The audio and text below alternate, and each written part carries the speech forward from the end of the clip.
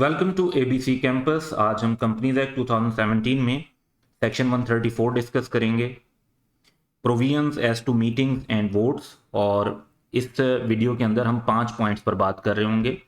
General meeting, जो members की meeting होती है, इसमें पार्टिसिपेशन के क्या रूल्स हैं, नोटिस ऑफ मीटिंग से रिलेटेड जनरल रिक्वायरमेंट्स क्या हैं, फिर एक कॉन्सेप्ट यूज होता है ऑर्डिनरी बिजनेस और स्पेशल बिजनेस का, इनको डिस्टिंग्विश करना इंपॉर्टेंट है, इसके ऊपर बात करेंगे और इससे रिलेटेड कुछ रिक्वायरमेंट्स हैं। फिर वोट्स की कैलकुलेशन, वोट्स की जो है राइट और वोट्स का जो पोलिंग मेथड्स होते हैं उनके ऊपर बात करेंगे।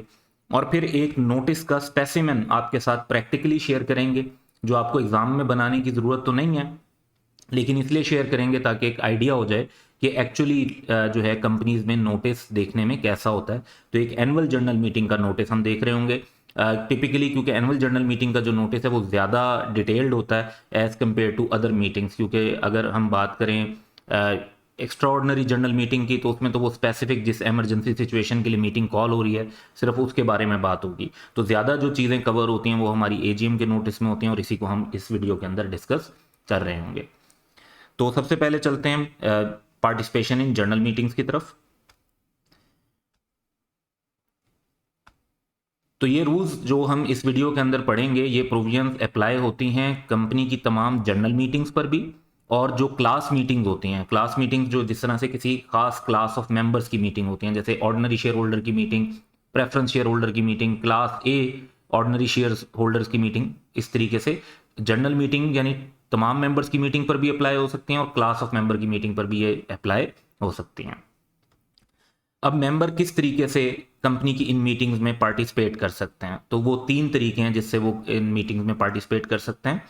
पर्सनली का मतलब ये है कि वो मीटिंग में खुद आते हैं, फिजिकली बैठते हैं और वहां पर डिस्कशन के अंदर भी हिस्सा लेते हैं और फिर वोटिंग में भी हिस्सा लेते हैं।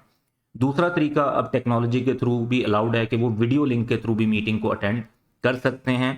और वीडियो लिंक में जिस तरीके से जूम से मीटिंग है, या कुछ कंपनीज ने अपने खुद के भी सिस्टम ऐसे बनाए हुए हैं। तीसरा तरीका होता है जिसे बाय प्रॉक्सी कहते हैं। प्रॉक्सी के ऊपर अलग से एक पूरा सेक्शन है कि इसके क्या रूल्स हैं, लेकिन प्रॉक्सी में बेसिकली ये होता है कि एक मेंबर किसी और शख्स को ऑथराइज कर देता है कि वो उसके बिहाफ पर जाकर मीटिंग अटेंड कर ले। तो प्रॉक्सी एक किस्म का आप समझ लेंगे मीटिंग अटेंड कर रहा होता है, मीटिंग में रिप्रेजेंट कर रहा होता है एक और पर्सन। तो पर्सनली खुद आ गए, वीडियो लिंक के थ्रू भी कर सकते हैं और थ्रू प्रॉक्सी के किसी और पर्सन को अपनी जगह पर मीटिंग में भेज देना, लेकिन उसके लिए प्रॉपर ऑथराइज करना, रिटर्न फॉर्म होना, इस तरह की काफ़ी रिक्वायरमेंट्स हैं, वो पूरी करनी पड़ेंगी। तो तीनों वेज पार्टिसिपेशन के पॉसिबल हैं। अब जब बात आती है वीडियो लिंक की, तो इसमें यह चीज़ इंपॉर्टेंट है कि लिस्टेड कंपनी में वीडियो लिंक प्रोवाइड करना इन सर्टन सिचुएशन लाजमी हो जाता है। यानी वैसे कंपनी के पास चॉइस होती है कि वो वीडियो लिंक की फैसिलिटी प्रोवाइड करती है या नहीं करती। कुछ कंपनीज के लिए फाइनेंशियली फिजिबल नहीं होता, प्राइवेट कंपनीज, छोटी कंपनीज होती हैं, तो वो वीडियो लिंक की फैसिलिटी समटाइम प्रोवाइड नहीं करती। लेकिन लॉ लिस्टेड कंपनी के लिए एक रिक्वायरमेंट रखता है, और वो ये है कि if certain members who hold 10% of the total paid up capital or such other percentage as may be specified, यानी कम से कम 10% तो हो, reside in a city, किसी एक सिटी में रहते हैं, it shall be mentioned in the notice that such members may demand the company to provide them the facility of video link for attending the meeting। कि ऐसे member, notice में बकायदा company लिखेगी भी सही कि ऐसे मेंबर्स वीडियो लिंक की facility demand कर सकते हैं, विच एक्चुअली मीन्स कि अगर वो फैसिलिटी डिमांड कर लेते हैं तो फिर कंपनी को उन्हें वीडियो लिंक की फैसिलिटी प्रोवाइड भी करनी पड़ेगी। लेकिन इसमें एक बात हमेशा ध्यान में रखनी है कि ये रिक्वायरमेंट सिर्फ लिस्टेड कंपनी के लिए और सिर्फ उस सूरत में अप्लाई होगी जब जो मेंबर्स हैं वो 10% of total paid up capital hold करते हैं और वो रिक्वायर करें कि जी उन्हें वीडियो लिंक की फैसिलिटी प्रोवाइड की जाए। फिर हर मीटिंग को रेगुलेट करने के लिए एक पर्सन उस मीटिंग को प्रिजाइड करता है। भाई मीटिंग में अगर सब लोग अपनी अपनी बात करते रहेंगे तो प्रॉपर डिस्कशन नहीं हो सकेगी, वोटिंग नहीं हो सकेगी।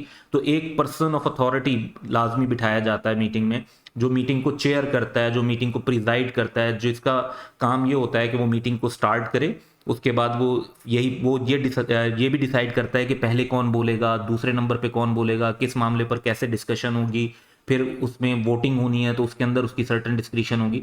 तो कई जगह वर्ड यूज होगा कि chairman of the meeting, chairman of the meeting. तो चेयरमैन ऑफ द मीटिंग का बेसिक फंक्शन क्या होता है कि उसने मीटिंग को रेगुलेट करना है, यानी मीटिंग में जो एजेंडा आइटम है उनके ऊपर डिस्कशन करवानी है, डिस्कशन के अंदर उसने इस बात का ख्याल रखना है कि कोई भी शख्स जो है वो दूसरे, हर किसी को प्रॉपर मौका भी मिले डिस्कशन का, और वोटिंग और जो दूसरे मामलात हैं मीटिंग के वो प्रॉपरली हो रहे हो।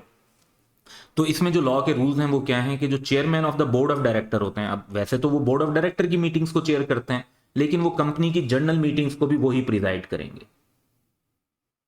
The chairman of the board if any shall preside as chairman at every general meeting of the company. जो बोर्ड ऑफ डायरेक्टर की मीटिंग्स के चेयरमैन होंगे वो ही मेंबर्स की मीटिंग को भी चेयर करेंगे।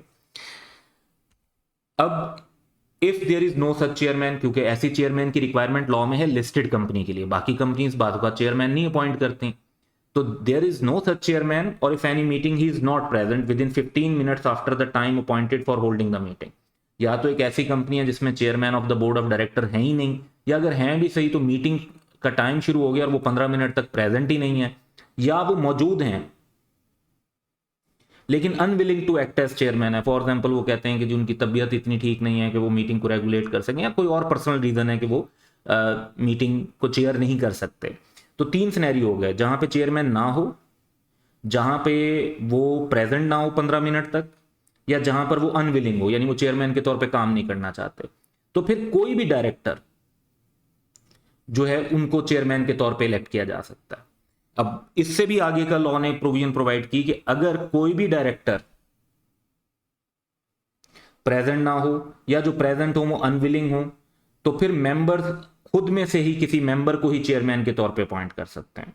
तो ओवरऑल अगर हम देखें तो यानी chairman of the board of director पहली चॉइस होगी, उसके बाद किसी भी डायरेक्टर को अगर हम कंसीडर करें तो वो सेकंड चॉइस होगी, और अगर कोई डायरेक्टर भी प्रेजेंट या नहीं है या अनविलिंग है तो फिर मेंबर में से किसी को भी चेयरमैन अपॉइंट किया जा सकता है। ऑब्वियसली अपॉइंट कैसे किया जाएगा, मेजॉरिटी ऑफ मेंबर्स जिसको चाहेंगे कि वो चेयरमैन के तौर पे काम करें वो ही करेंगे।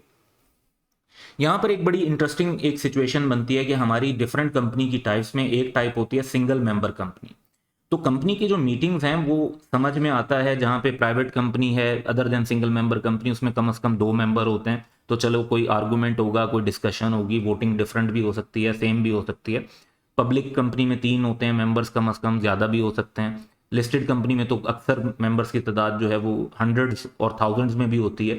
तो वहाँ पर तो मीटिंग्स की समझ में आती है। एक सिंगल मेंबर कंपनी में तो एक ही मेंबर है, तो वहाँ पर मीटिंग की कोई सेंस बनती नहीं है।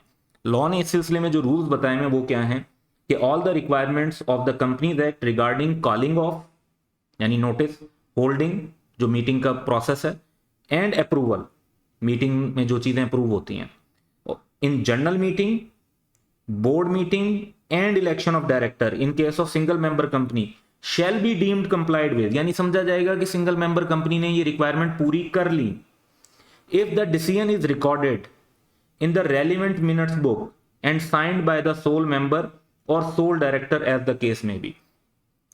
क्योंकि जो सिंगल मेंबर कंपनी होती है उसमें वही शख्स जो है वो सोल सिंगल मेंबर होता है, वही शख्स जो है ना सोल डायरेक्टर होता है। तो अगर कोई डायरेक्टर वाली डिसीजन करनी है तो वो अगर as a director minutes of directors meeting में साइन कर देगा और वहाँ पे रिकॉर्ड लिख कर साइन कर देगा तो वो समझा जाएगा कि सारी रिक्वायरमेंट पूरी हो गई। इसी तरह अगर कोई मेंबर की मीटिंग वाली रिक्वायरमेंट है तो उसको कोई खास मीटिंग करने की जरूरत नहीं है, वो सिंपली क्या करे, वो minutes of member general meeting जो है वो उठाए, उसके अंदर जो मिनट्स हैं उनको लिखे जो उसका डिसीजन है, और लिखने के बाद उस पर वो अपने साइन कर देगा डेट के साथ। तो ये समझा जाएगा कि जितनी रिक्वायरमेंट थी मीटिंग के नोटिस की, कॉलिंग की, होल्डिंग की, अप्रूवल की, वो सारी ऑटोमेटिकली कंप्लाइड समझी जाएंगी, डीम्ड कंप्लाइड। यानी समझा जाएगा कि जैसे उसने लॉ को फॉलो कर लिया, हालांकि उसने नोटिस नहीं भेजा होगा। लॉजिक भी नहीं बनती ना कि वो खुद को ही नोटिस भेजे और खुद फिर मीटिंग में आए और अपने साथ, तो ये अजीब सी बात होगी। तो लॉ ने कहा जी ऑटोमेटिकली कंप्लाइंस कंसीडर की जाएगी अगर सिंपली वो उसका रिकॉर्ड मेंटेन कर ले और उसके साथ अपने साइन कर दे। तो ये पार्टिसिपेशन इन जनरल मीटिंग का इशू था। अब कुछ नोटिस ऑफ मीटिंग के ऊपर बात करते हैं। General requirement as to notice of meeting में पहली बात हमने ये समझनी है कि नोटिस होता क्या है। तो नोटिस एक फॉर्मल डॉक्यूमेंट होता है, यानी ये कोई जो है ना मजाक वाली बात नहीं, एक इंपॉर्टेंट डॉक्यूमेंट है कंपनी के अंदर जो हर मेंबर को भेजा जाता है उसके रजिस्टर्ड एड्रेस पे, या जो उसने कम्युनिकेशन एड्रेस प्रोवाइड किया होता है इन पाकिस्तान। पाकिस्तान से बाहर एक कंपनी किसी को नोटिस भेजने की पाबंद नहीं है। विद इन पाकिस्तान तो नोटिस भेजना जो है वो कंपनी की जिम्मेदारी बनती है। अगर कोई कहता है कि जी मेरा तो पाकिस्तान में ना रजिस्टर्ड एड्रेस है, ना मेरा कोई कम्युनिकेशन एड्रेस है, तो कंपनी उसको उसके जो है ना अब्रॉड किसी कंट्री के अंदर उसके एड्रेस पर नोटिस भेजने की पाबंद नहीं है। Serving of notice on members, members को जो नोटिस सर्व किया जाता है वो डिफरेंट वे में किया जा सकता है। उसमें से एक वे है अगेंस्ट एंड एक्नॉलेजमेंट, यानी आप मेंबर को नोटिस देते हैं और उनसे साइन ले लेते हैं कि उन्होंने नोटिस रिसीव कर लिया, रिसीविंग ले लेते हैं। दूसरा तरीका ये है कि उन्हें लेटर पोस्ट कर देते हैं, कोरियर भेज देते हैं, या इलेक्ट्रॉनिक मीन्स जैसे ईमेल वगैरह से कम्युनिकेट कर देते हैं, या कोई और स्पेसिफाइड मैनर जैसे लॉ में बताया गया हो तो उसको भी फॉलो किया जा सकता है। फिर किसी भी मीटिंग के नोटिस में असल काम की बातें 4 होती हैं: टाइम, डेट, प्लेस और एजेंडा। देखें, अगर हम टाइम डिफाइन नहीं करते तो मेंबर्स को कंफ्यूजन होगी कि मीटिंग सुबह 9 बजे शुरू होनी है, दोपहर 3 बजे शुरू होनी है, शाम को 7 बजे शुरू होनी है, कब होनी है। तो टाइम इज इंपॉर्टेंट। डेट भी इंपॉर्टेंट है कि आपको बताना पड़ेगा कि मीटिंग 15 तारीख को है, 16 तारीख को है कि 17 तारीख को है। प्लेस, भाई मीटिंग बाजू का रजिस्टर्ड ऑफिस में हो रही होती है कुछ कंपनीज के, क्योंकि समटाइम्स क्या होता है मेंबर्स की तादाद ज़्यादा होती है, रजिस्टर्ड ऑफिस में इतनी जगह नहीं होती, तो वो किसी हॉल वगैरह को या किसी ऑडिटोरियम को या किसी और जो है ना होटल के अंदर जो है ना कॉन्फ्रेंस रूम्स वगैरह को रेंट पर ले रहे होते हैं और वहाँ पर मीटिंग कर रहे होते हैं, तो वो प्लेस भी बताना ज़रूरी है। एजेंडा, एजेंडा का मतलब होता है कि वो चीज़ें जिन पर मीटिंग के अंदर डिस्कशन होगी और फिर फैसले होंगे, तो एजेंडा भी बताना ज़रूरी है, क्योंकि ताकि सब लोग उसके मुताबिक अपनी तैयारी कर आएँ कि किन किन मामलात पर उन्होंने डिस्कशन करनी है और किस तरीके से उन्होंने डिसीजंस में अपने वोट्स का इस्तेमाल करना है। तो ये 4 चीज़ें इंपॉर्टेंट हैं, इसलिए notice of the meeting shall specify the place and the day and hour of the meeting. ये देखें, आर, डे, प्लेस, यानी डे, आर का मतलब यहाँ पे टाइम है, along with a statement of the business to be transacted at the meeting। तो meeting में जिन जिन मामलात पर डिस्कशन होनी होती है उसको एजेंडा भी कहते हैं, उसको statement of the business to be transacted भी कहते हैं। यहां पे बिजनेस का मतलब जो है ना वो ट्रेडिंग ऑपरेशन नहीं है, यहां पर मतलब है जब मीटिंग में बात हो रही होती है कि जी बिजनेस, तो इसका मतलब होता है कि मीटिंग के अंदर किन मामलात पर डिसीजन होंगे, किन मामलात पर डिस्कशन होगी, उनको बिजनेस टू बी ट्रांजेक्टेड कह रहे होते हैं। तो इट डज नॉट मीन कि वहां पर हम बैठकर कोई जो है ना शेयर्स की सेल परचेज की ट्रांजेक्शन कर रहे होंगे। तो statement of the business to be transacted means जिन मामलात पर डिस्कशन और डिसीजन उस मीटिंग के अंदर होनी है। फिर नोटिस से रिलेटेड फर्दर ये रिक्वायरमेंट है कि नोटिस ऑफ द मीटिंग, अभी कहा कि ईच मेंबर को भेजा जाएगा, तो ओवरऑल रिक्वायरमेंट क्या है लॉ की कि किस किस को नोटिस भेजना होता है। तो एवरी मेंबर और class of the members of the company as the case में भी, जाहिर बात है अगर आप जनरल मीटिंग कर रहे हैं तो एवरी मेंबर, और अगर कोई क्लास मीटिंग कर रहे हैं तो उस क्लास में जो मेंबर्स आते हैं उनको आप नोटिस भेजेंगे। फिर हर डायरेक्टर को भी नोटिस भेजा जाएगा। अमूमन तो डायरेक्टर मेंबर भी होते हैं तो उनको इसलिए भी नोटिस भेजा जाएगा, लेकिन अगर कोई डायरेक्टर मेंबर ना भी हो तो तब भी उसको नोटिस भेजा जाएगा। तीसरा, to any person who is entitled to a share in consequence of death और बैंकरप्सी। अगर किसी मेंबर की डेथ हो जाती है तो उसके लीगल रिप्रेजेंटेटिव को नोटिस भेजा जाता है, और अगर किसी मेंबर की बैंकरप्सी हो जाती है तो उसके ऑफिशियल असाइनी को नोटिस भेजा जाता है, लेकिन इसमें शर्त यह है कि company has been notified of his entitlement, यानी लीगल रिप्रेजेंटेटिव या ऑफिशियल असाइनी की तरफ से कंपनी को ये नोटिफाई किया गया हो कि भाई डेथ हो गई है, बैंकरप्सी हो गई है और अब राइट या एंटाइटलमेंट उनकी बनती है।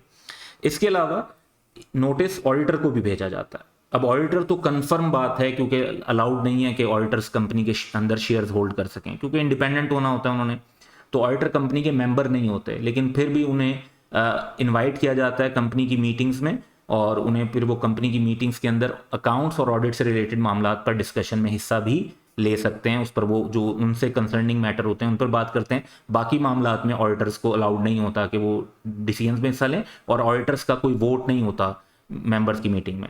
तो यहाँ पे वोट जो होगा वो मेंबर्स का ही होगा। डायरेक्टर, अगर कोई शख्स डायरेक्टर है और मेंबर नहीं है तो उसका जनरल मीटिंग में वोट नहीं होगा। हाँ, एक शख्स डायरेक्टर भी है और मेंबर भी है, तो एज अ मेंबर जितने उसके पास शेयर्स हैं, जितने वोटिंग राइट्स हैं, वो यूज कर सकता है उस मीटिंग के अंदर। फिर एक कॉन्सेप्ट बड़ा इंपॉर्टेंट है एक्सीडेंटल ओमिशन या नॉन रिसीट ऑफ नोटिस का। बाज़ औक़ात ऐसा होता है कि नोटिस भेजा जाता है डिफरेंट मेंबर्स को, और किसी एक मेंबर को जो नोटिस है वो बाय चांस एक्सीडेंटली ओमिट हो गया, मिस हो गया कि नहीं भेजा जा सका, या नोटिस भेजा गया लेकिन वो कोरियर में से गुम हो गया, पोस्ट में से गुम हो गया और उनको नहीं रिसीव हुआ, तो ऐसी सिचुएशन में क्या होगा? तो जनरल सिचुएशन ये है कि the notice shall be sent in the manner in which notices are required to be serve. Notice serve करने का लॉ में जो प्रोसीजर है वो यही है कि एक्नॉलेजमेंट से करेंगे, ये सारा है कि एक्नॉलेजमेंट से by post, courier service, electronic means, any other specified manner, इनसे भेजा जाएगा। But the accidental omission to give notice to और non receipt of notice by any member shall not invalidate the proceedings at any meeting. यहां पर ये important है कि accidental omission, यानी ये साबित करना पड़ेगा कंपनी को कि भाई गलती से ऐसा हुआ कि कोई मिस हो गया। अगर ये लगे कि किसी को जानबूझकर नोटिस नहीं भेजा गया तो वो मीटिंग फिर प्रॉपर कंसीडर नहीं होगी, वो मीटिंग इनवैलिड कंसीडर होगी।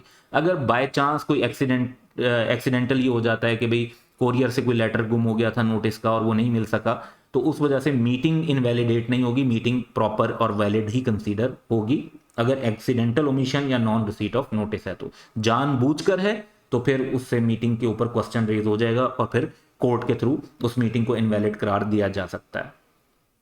नेक्स्ट पॉइंट की तरफ चलते हैं, ऑर्डिनरी बिजनेस और स्पेशल बिजनेस का कॉन्सेप्ट। ये कॉन्सेप्ट एनुअल जनरल मीटिंग के लिए अप्लाई होता है। तो जब हमारी कोई एनुअल जनरल मीटिंग होती है जिसे हम शॉर्टली एजीएम कहते हैं, तो उसमें जितना भी बिजनेस से मुराद क्या है? जिन मामलात पर डिस्कशन और डिसीजन होनी है, all the business to be transacted shall be deemed special, उसको स्पेशल समझा जाएगा। अदर देन, यानी लॉ ने ये नहीं बताया कि स्पेशल बिजनेस क्या होता है, लॉ ने ये बता दिया कि 4 ऐसे बिजनेस जो स्पेशल नहीं कंसीडर होते वो ऑर्डिनरी बिजनेस कंसीडर होते हैं। कौन कौन से? फाइनेंशियल स्टेटमेंट को कंसीडर करना और उससे रिलेटेड बोर्ड ऑफ डायरेक्टर और ऑडिटर की रिपोर्ट को देखना, डिविडेंड को डिक्लेयर करना, इलेक्शन और अपॉइंटमेंट ऑफ डायरेक्टर्स करना, क्योंकि जो डायरेक्टर रिटायर हो रहे होते हैं उनकी जगह नए डायरेक्टर्स की अपॉइंटमेंट के लिए, इसी तरह ऑडिटर्स की अपॉइंटमेंट करना और उनका रेम्युनरेशन फिक्स करना। ये 4 ऑर्डिनरी बिजनेस हैं।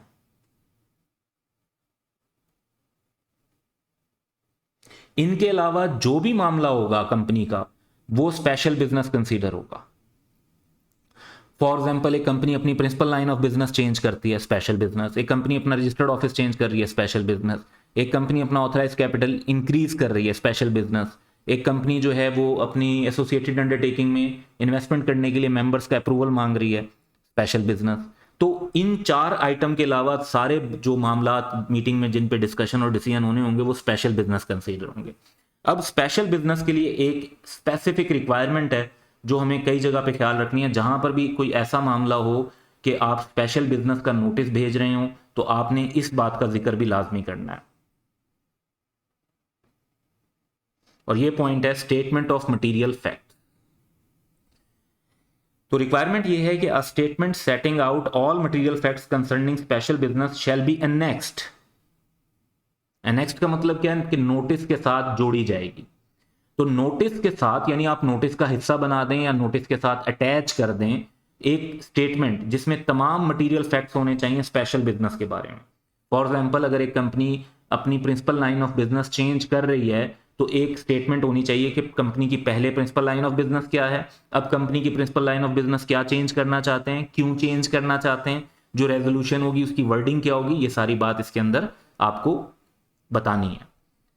उसके बाद इसमें खास तौर पर 2 चीजों की रिक्वायरमेंट फर्दर लॉ ने रखी है। वो ये है कि in particular nature and extent of the interest if any of every director whether directly और इनडायरेक्टली शैल बी स्टेटेड। अब कंपनी एक ऐसी ट्रांजैक्शन करने लगी है जो उसमें किसी डायरेक्टर की प्रॉपर्टी को हम खरीद रहे हैं, तो उसका डायरेक्टर का उसमें ट्रांजैक्शन के अंदर एक पर्सनल इंटरेस्ट आ गया, तो वो किस नेचर ऑफ इंटरेस्ट क्या है, कितनी अमाउंट का उसका इंटरेस्ट है, ये बातें आपको खास तौर पर बतानी है, यानी इस बात को तो बिल्कुल भी मिस नहीं करना। इसके अलावा बाज़-औक़ात ये होता है कि जो अप्रूवल लेना होता है किसी मामले पर, क्योंकि जनरल मीटिंग में मेंबर्स ही का अप्रूवल ले रहे होते हैं, तो डायरेक्टर्स किसी मामले पे अप्रूवल लेना चाह रहे होते हैं मेंबर्स का, किसी एग्रीमेंट के बारे में, किसी इन्वेस्टमेंट के बारे में। तो जिस डॉक्यूमेंट का अप्रूवल चाहिए उस डॉक्यूमेंट के बारे में भी इंफॉर्मेशन देनी पड़ेगी कि किस टाइम पर और किस जगह पर उस डॉक्यूमेंट को इंस्पेक्ट कर सकते हैं, ताकि मेंबर्स मीटिंग से पहले उस डॉक्यूमेंट की डिटेल हासिल कर सकें और मीटिंग से पहले ही इस बात पर अपना माइंड बना सकें कि क्या वो इस डॉक्यूमेंट के ऊपर अप्रूवल देना चाहते हैं या नहीं देना चाहते। नेक्स्ट हम बात करेंगे वोट्स की। तो नंबर ऑफ वोट्स कैसे कैलकुलेट किए जाते हैं, इसमें लॉ की वर्डिंग ये है कि in the case of company having a share capital every member shall have votes proportionate to the paid up value of the shares और other securities carrying voting rights held by him according to the entitlement of class of such share. यानी different class के different rights हो सकते हैं, हर 10 रुपए के share का equal vote जरूरी नहीं है कि हो।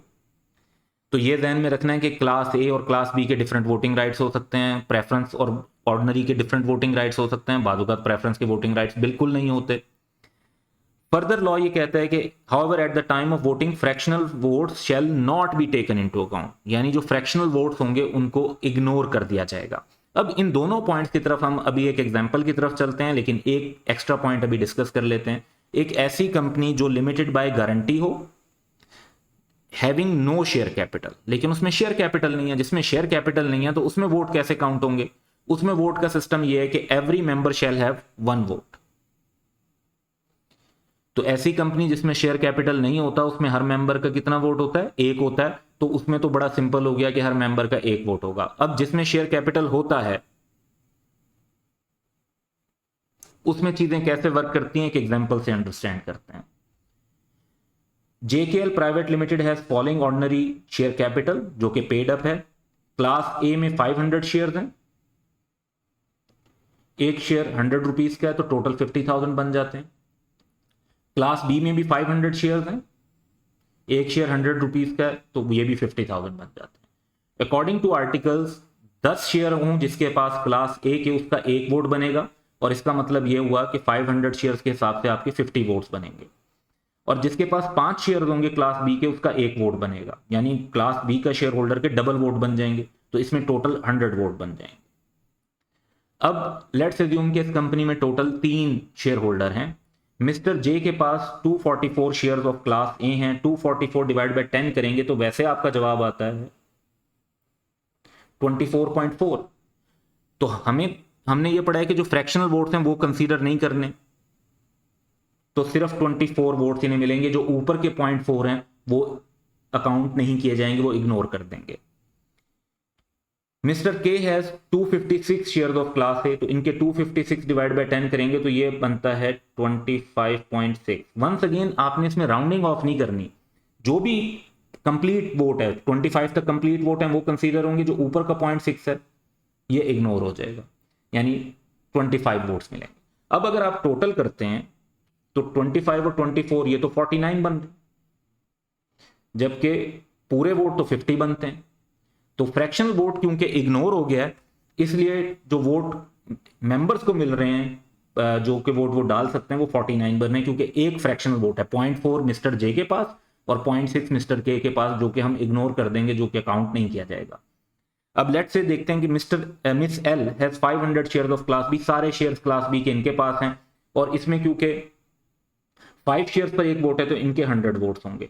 अच्छा, अब इंटरेस्टिंगली ये देखें कि according to entitlement of class of such share और सिक्योरिटीज, तो वो ये देखें कि क्लास ए और क्लास बी का प्रोपोर्शन वाइज जो वोट्स हैं वो डिफरेंट हो सकते हैं। Within class A proportion wise vote ठीक है, सेम है, क्लास वाइज डिफरेंट हो सकते हैं। तो एक क्लास के अंदर प्रोपोर्शन मेंटेन होता है, class to class proportion maintain नहीं होता, वो डिफरेंट हो सकता है।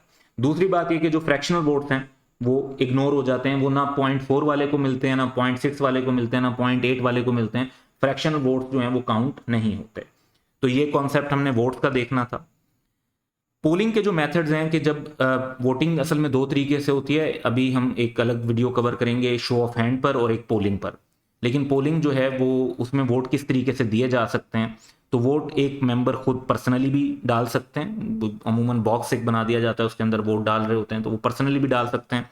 वीडियो लिंक के थ्रू डिजिटली भी डाल सकता है। आजकल जो हमारी ये जूम ऐप है और दूसरी इसी तरह की ऑनलाइन वीडियो लिंक की फैसिलिटीज़ और सॉफ्टवेयर मौजूद हैं, उसके अंदर ये भी बाकायदा मौजूद है कि हर जो पर्सन होता है उसके पास लॉगिन और पासवर्ड उसको दे दिया जाता है और वो उसके थ्रू अपने वोट्स भी इनपुट कर सकता है और वो उसी वक्त काउंट भी हो जाते हैं। काफ़ी ईजी मेथड है।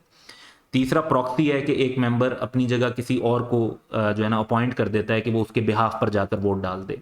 और एक चौथा तरीका पोस्टल बैलेट का भी है, जिसके अंदर वोट जो हैं वो पोस्ट कर दिए जाते हैं और वो फिर जो है ना पोस्ट करके वो जो बैलेट के वोट लिखा हुआ होता है, फिर एक स्पेसिफिक डेट तक जितने बैलेट रिसीव हो जाते हैं कंपनी को, उसके हिसाब से उसकी बैलेट की काउंटिंग कर दी जाती है। इसमें लिस्टेड कंपनीज में अमूमन जो है ना एक इंडिपेंडेंट बैलेटर अपॉइंट होता है, जो कि इंडिपेंडेंटली इस वोट की काउंटिंग करके फिर कंपनी को रिजल्ट प्रोवाइड करता है।